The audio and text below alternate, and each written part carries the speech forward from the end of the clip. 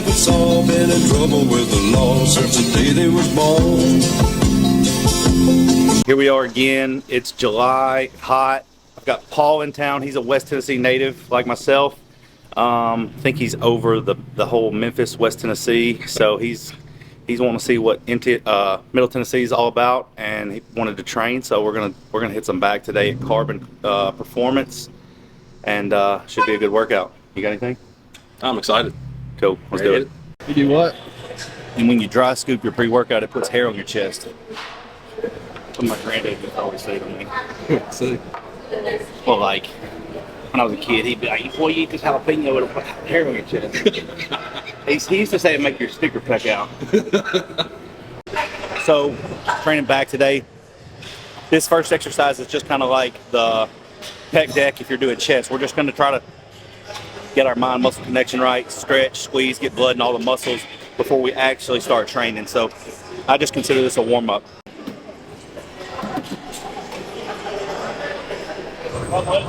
Everyone in this gym is a fitness TikTok guru. And then you just got me. Being loud, grunting, talking shit. I don't know. As long as nobody gets in my way, we're good.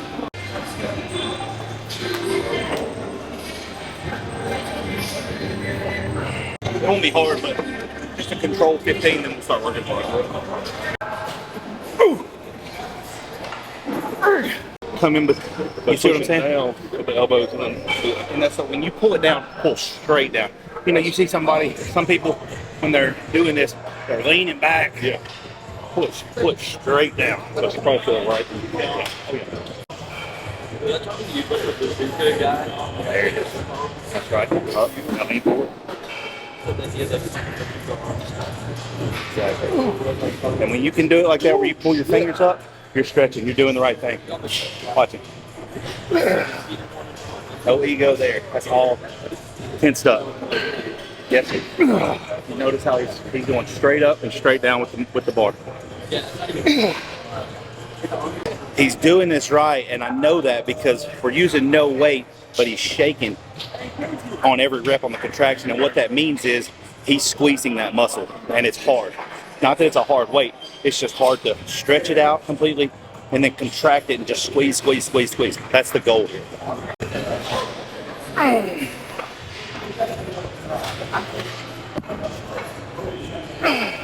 First exercise, which is where we are, I'm still getting warm. You know what I mean?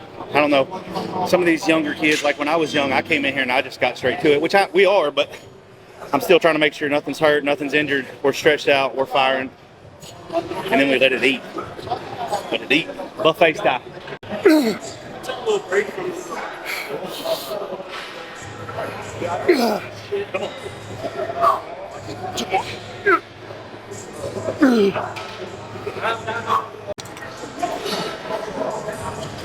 I'll probably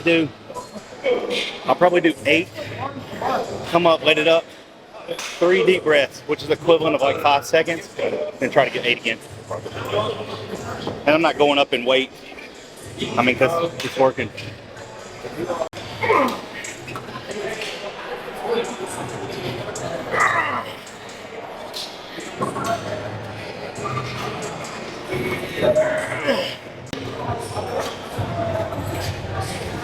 Just like that. Just like that.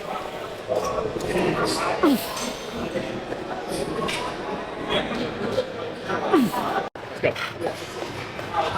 Squeeze, squeeze, squeeze, squeeze, squeeze. Good. Just like that. I'm trying to train in here and people want a TikTok.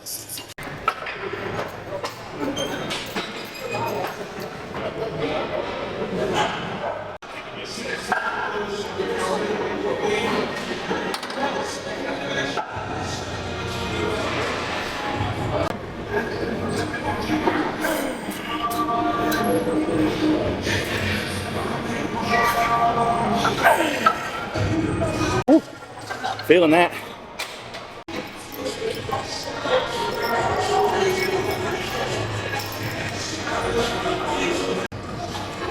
There it is.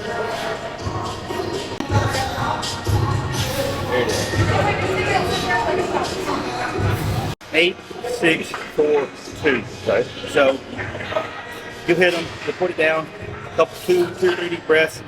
I'm not really worried about time right here, but don't stretch it out. You know what I mean? Right. Like you're supposed to be out of breath. Yeah. By the time it's time to do 2, it's gonna be fucking hard. Gotcha. By the time it's time to do 4, it's gonna be fucking hard.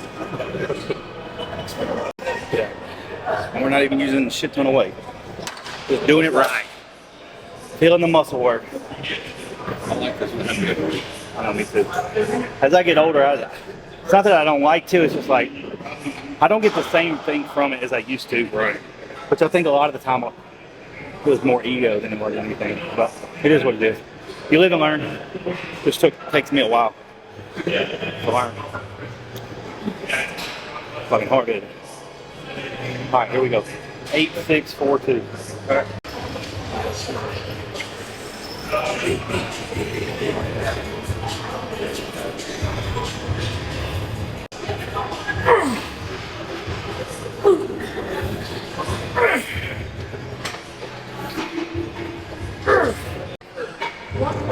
Good. One more set. This is 2. Suck and win. All right, let's run. Big squeeze here. I'm gonna do 210. Yep. Hold this one. Hold this one. Just like that. The key on these rest pause sets, when I tell them to put the weight down and then suck wind, you want as much oxygen in the muscles, in the blood as possible. So if you put that weight down and you're just like, you're not doing the muscles a service. So you want to be. You do that 3 times, and that's bringing lots and lots of oxygen to the blood, to the muscle, and that's what we want. That's how they grow.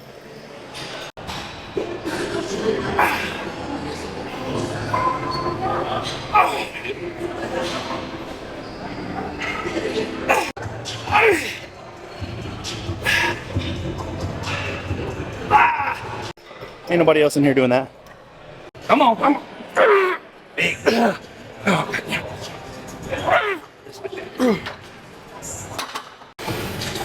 I'll go. No, I got it. But I'll go. I'll do 5, 5, and I'll hit 5 together. That's probably how we'll run this. At least one set. But right now, I'm just gonna warm up. Make sure everything's good and warm.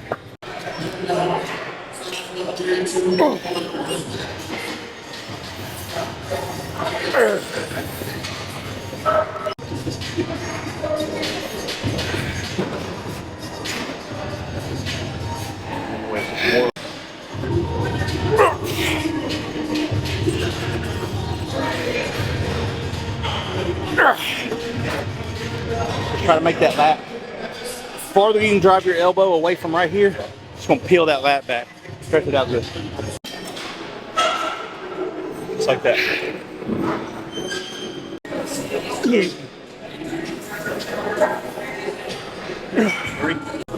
One more big one, big hold, big hold. Squeeze, squeeze, squeeze, squeeze. Good. That's what I'm talking about. Getting after it today. Big back. Let's go.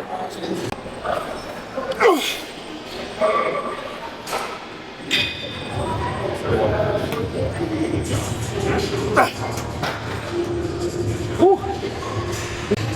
I'm gonna add a little bit more weight. We're gonna do both arms at the same time. And we're gonna use a little bit more raw grunt. I mean, we're gonna squeeze on the first 5, and then the last 5 is gonna be all out.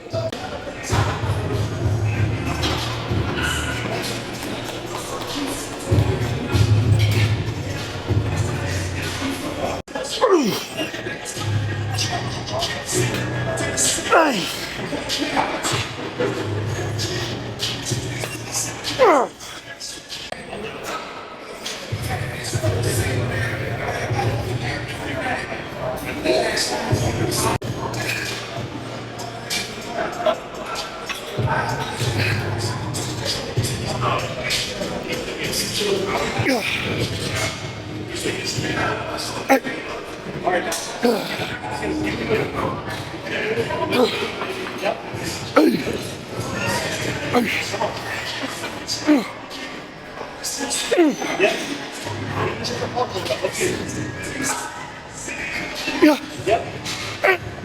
One more. Come on. Yeah. We're gonna do dumbbell pullovers on this Arsenal bench. Kind of got a camber to it, as you see, so you get a bigger bow in the back, bigger stretch, you know, as opposed to using a flat one. So that's what I really like about this bench right here.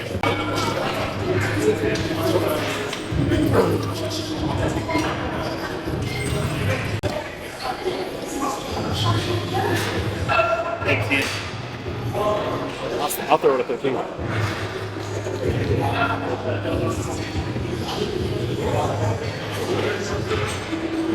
So look, most people want to stop here with it. Right. Try to bring it all the way.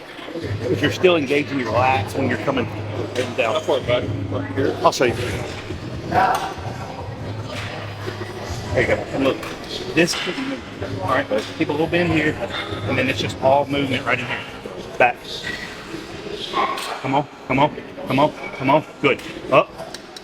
Yep, just like that. Good. Just like that.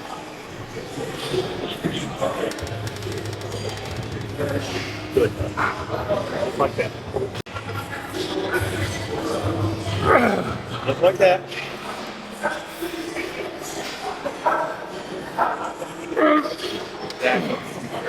Come on.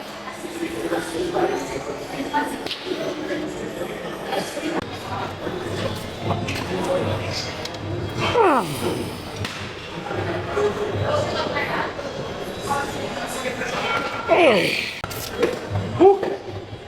Same thing. Good.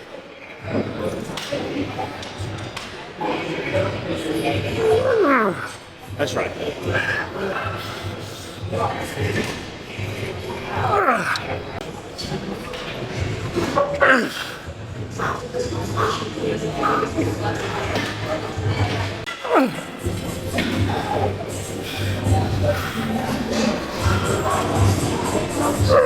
Yep, come on, give me another one, give me another one.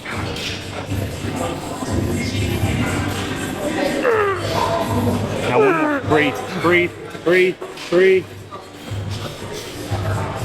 All the way, all the way, all the way, all the way, all the way, all the way, all the way. Good. That's how you get thick. Good.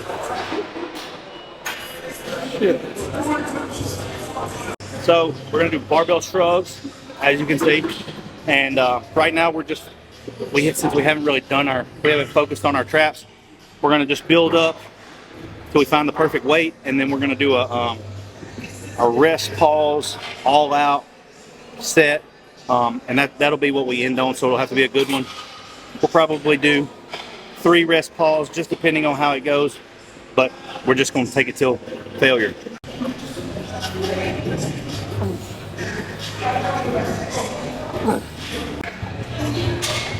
Yep.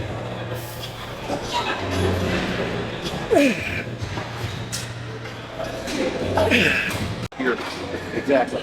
And the same thing when I do it with dumbbells, I'm like this, and so if you got this bar, it's only gonna, like, your grip is what's keeping it from moving. But if you got those dumbbells and you're over, those dumbbells are gonna come together, and it's just gonna pull that shoulder blade down more and more and more. Makes sense. We're probably gonna do 4 8s. I don't know where I came up with that number, but it sounds good. And so we're gonna do 8, rest pause 8, rest pause 8. And then we'll go from there. But we're gonna do them right.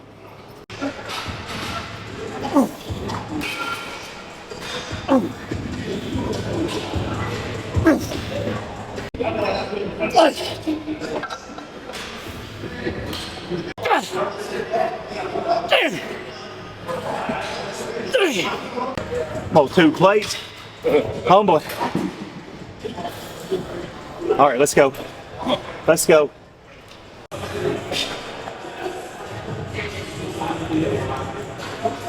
Let it go. This is why we came today. Big trap.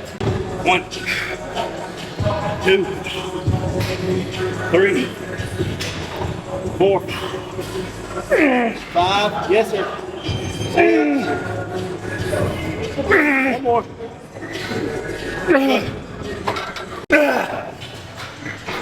One more. Good. Put it down. Halfway there. 5, 6, 7.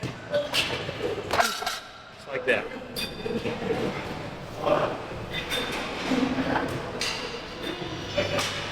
Good old shrugs. A static hold contraction. So we're gonna do dumbbell shrugs, one more set, and then we're done. I rarely hit my traps, so I figure while we're at it, we might as well just go ahead and fry them. So we're gonna do a static hold contraction, and what we'll probably do is somebody will have a timer, and when I get it up there, they'll give me a time of 10 seconds. So you just gotta basically hold your shoulders to your ears for 10 seconds. We'll come down for 10 seconds. We'll come up for 10 seconds to be done. That'd be good. You don't go too heavy because you're just squeezing the muscle. It's not about reps. It's just squeezing the muscle, keeping the muscle flexed.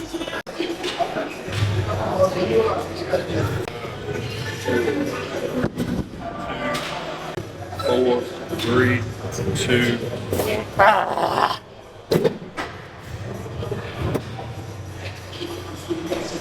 There you go. Keep them up. Keep them up. Keep them up. Keep them up. 2, 1, down. Yeah, let me stretch. Let it stretch.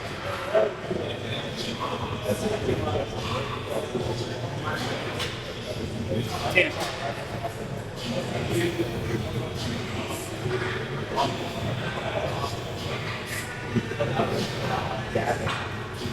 Down.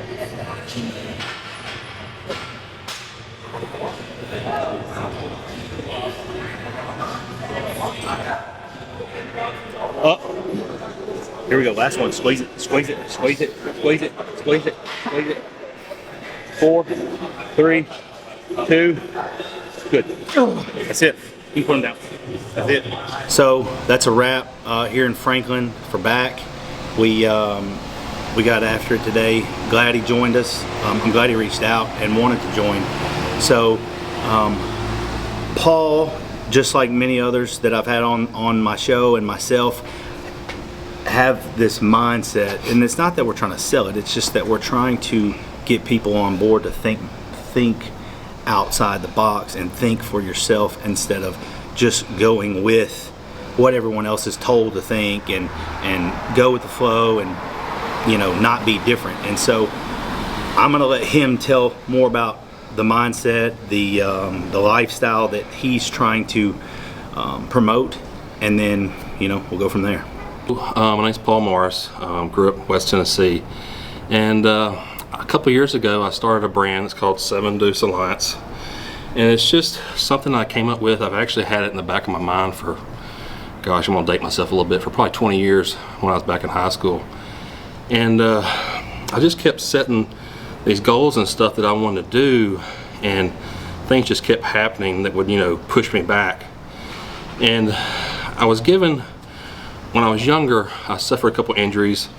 Had a traumatic brain injury, and then I had a leg injury before that. And they never thought I was going to play football or contact sports or any of that stuff. And basically told the doctors, I'm going to do what I want to do. So got out there, started playing varsity football, and my first year was horrible. I was basically just a tackle dummy. I got the shit beat out of me every day. And had a kind of a coach that kind of took me aside and kind of got me introduced into bodybuilding and weightlifting. And the number I was given for my varsity years was 72. So I didn't really know it at the time that it was going to become something of significance. So I ran with that number through my years, and by the time I graduated, I got best of the preps, all region, and I came back after my freshman year. I started my sophomore, and I was a starting position ever since. And like I said, I went on to win all region best of preps. But I ran that number all the way through. And then after high school, I started playing a little bit of Texas Hold'em. Well, if you know anything about Texas Hold'em, being dealt a 7 and a 2 is considered the worst hand you can start with. So it kind of just started registering to me, and then I was in real estate and doing really good started kind of building my life, and then the crash of 2008 hit. I lost everything, had to go back to square one. So at that point, I decided I was going to go be a Memphis cop. So I went and did that.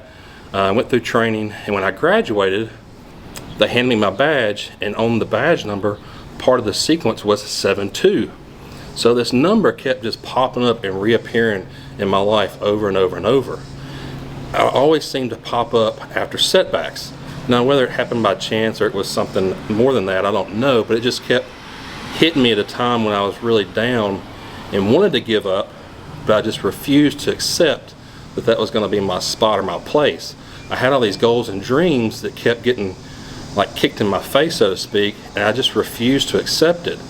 So it just hit me one day. I was like, man, this number keeps popping up all the time. And I still kind of was playing Texas Hold'em a little bit. I'm like, you know, I'm gonna kind of run with this 7-2 thing. Well, I never really put it into play, and I just kind of threw it out here and there. It was just a number I ran with. Well, about 3 years ago, I left MPD and I moved out to Montana. And I'd always wanted to live out there. I always wanted to live in Montana. And I got there, things were going good. About 6 months in, I got this weird illness, started having extreme stomach issues, couldn't eat, just couldn't keep food down, and got just super ill, and ended up having to leave that job and come back to West Tennessee. So it was like, man, I keep getting so close, and then all my dreams keep blowing up on me in my face, and I keep getting dealt these cards that I just, it's like, dadgum, how many bad hands do you keep getting? And you look, and I talk to so many other people, and I started this brand as kind of a thing like, hey, we're all going to be dealt tough hands at some point. The difference between the guys that eventually win and those that don't are the ones that just take the cards they're dealt and play them the best they can. And it's funny because it felt like the end of the world when I went bankrupt. But then those first few years at NPD were some of my best and favorite years of my life. I mean, met some of the best people I know. And then, going to Montana, that was a dream of mine. And it blew up on me within a year. Came back, felt devastated. I'd been out of bodybuilding for probably, a decade at that point. Got back, I was sick, and lo and behold, I don't know if some people will know who he is, but I reached out to Chad Nichols. And I said, hey, I used to be a bodybuilder. I want to get back into bodybuilding. I know you don't know me. I've had these injuries. I got this illness. I got all this going on. And he said, I tell you what. I told him I used to be a cop. And for whatever reason, we connected. And he said, I tell you what. I will take you on. I will help you. And I'll work with you. But you've got to give me 110%. He said, either work your ass off or don't waste my effing time, was pretty much how he put it. And, if it hadn't have been for these failures that set me up for and just taking those cards and going with them and playing them and just finding another way to win, I wouldn't be here today. I wouldn't have this brand that I have. I wouldn't be doing what I'm doing so far as my job now. I sell real estate, making good money again. So, it's just, I just refuse to accept the cards I was dealt as this is my spot in life. So that's how I came up with the brand. I just started running with it because that 7-2 kept reappearing. And I knew what it meant playing in poker.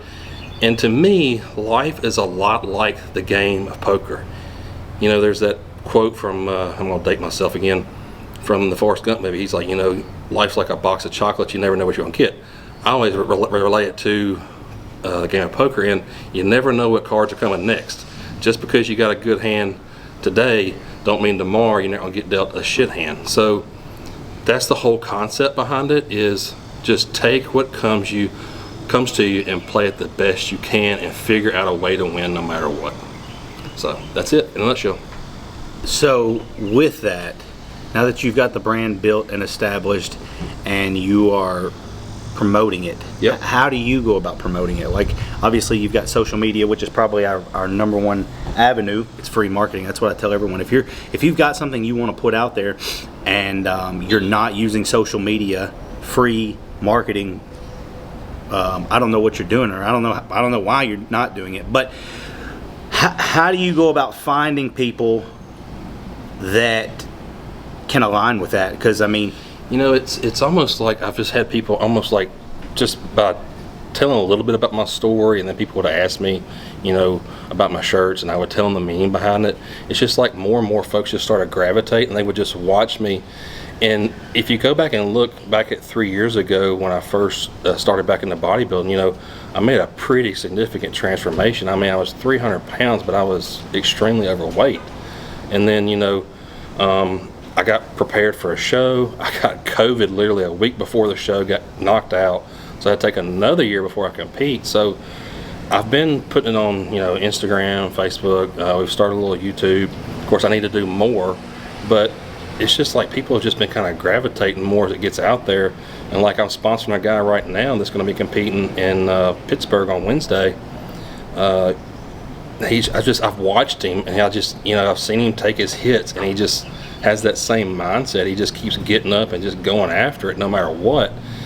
And I try to tell folks all the time, it's not a fitness brand. It is very much a mindset. Right. I don't care what you do. I just like bodybuilding. yeah. You could be into dirt bikes or playing the piano. I don't care. But it's just about no matter what life deals you, you just keep getting back up and hammering until you get to where you want to go. I think that most people consider my brand, your brand, you know, whoever else's brand, a bodybuilding brand, because that's what we're so engulfed in. Right. But, you know, mine is the cult leader, and what that means is like, it has a lot to do with the same thing that you're talking about, but I'll try to take it one further, which means like, okay, you're this guy here that's been dealt a bad hand, but no matter what, you just keep showing up, right? And so what I like to call that whole aura is contagious. And so what I mean by that is like, people are going to see your goods, people are going to see your bads. They're not going to be able to feel either one, because that's something that you have to deal with, but they do see when you show back up. Yeah. And they do see that, like, man, dude, he just got his teeth kicked in, and he's back. Like, and then he gets just knocked down again, and then kicked while he's down, and then he just keeps showing up. And I believe that like people start to see that, and no matter, you call it gravitating, I call that whole like them seeing you from afar, and then, you know, eventually coming up to you and asking what it's about. I call that being contagious, because like you're doing the right thing and people are seeing that. And I always tell everyone that you never know who's watching you, right? You never know who's like studying you from afar, what you're doing, how you're doing. I watched you for years. Yeah, and so like, and unless you told me that or someone else told me that, I wouldn't know that. But I do try to carry myself in a way that I know people are watching me, because I know I'm watching other people. Mm-hmm. And so like I consider that being contagious, because like you've got this effect on people, and it takes them some time to muster up the confidence to come up to you and ask you what that's about. And so like with Cult Leader, you stand out, right? And so a lot of people don't know how to run with like when you stand out, like, well, these people are going to judge me for this. Run with that. Like, you know what I mean? Like, hold your head high and run with that. It's not about being cocky. It's not about being, you know, conceited or arrogant. But like when you vibe at a different level, what they call it, you like fly with the eagles instead of with the birds. Like people see that. So I just say, you know, the more brands that there are, people pushing it, you know, I just try to help. System like a true modern day Robin Hood.